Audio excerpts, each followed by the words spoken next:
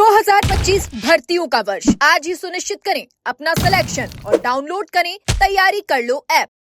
नमस्कार, एजुकेशन नगरी में आपका स्वागत है और मैं हूं आपके साथ विनीत। राजस्थान लोक सेवा आयोग यानी आरपीएससी ने फर्जी तरीके से नौकरी लगने वालों पर नकेल कसनी शुरू कर दी है। पहले जहां 415 अभ्यर्थियों को आजीवन डिबार कर दिया था, लेकिन इसके बाद बोर्ड ने जो कदम उठाया है उसके बाद कई अभ्यर्थी भर्ती बीच में छोड़कर भाग खड़े हुए हैं। दरअसल आरपीएससी ने इस बार आरएएस भर्ती 2023 के इंटरव्यू के दौरान दिव्यांग श्रेणी के अभ्यर्थियों के संदिग्ध प्रमाण पत्रों पर कड़ी कार्रवाई शुरू कर दी है।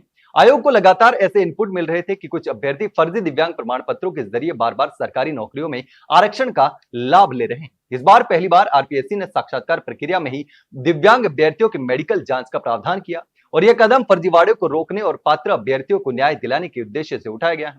आयोग के इस निर्णय के बाद उन अभ्यर्थियों में हड़कंप मच गया जिनके प्रमाण पत्र संदेह के घेरे में आ चुके हैं। हैरानी की बात यह है कि कई अभ्यर्थी अब मेडिकल जांच से ही दूर भाग रहे हैं और कुछ ने तो निर्धारित तिथियों पर मेडिकल बोर्ड के समक्ष पेश ही नहीं हो रहे।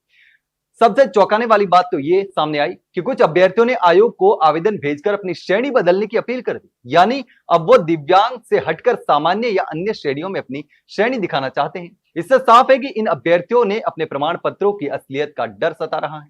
आयोग की जांच में यह भी सामने आया कि इनमें से कई अभ्यर्थी पहले से ही सरकारी योजनाओं जैसे कि तृतीय श्रेणी शिक्षक भर्ती, पटवारी या अन्य पदों पर कार्यरत हैं और इनकी नियुक्तियां भी दिव्यांग कोटे से हुई थी और अब ये फिर से उसी कोटे का फायदा उठाकर आरएएस जैसी प्रतिष्ठित सेवा में जाना चाहते हैं। आरपीएससी इस पूरे मामले को बेहद गंभीरता से ले रहा है। आयोग ने ऐसे अभ्यर्थियों के प्रशासनिक विभागों को भी पत्र लिखकर उनकी वर्तमान सेवाओं में उपयोग किए गए प्रमाण पत्रों की भी दोबारा जांच करने की सिफारिश कर दी है।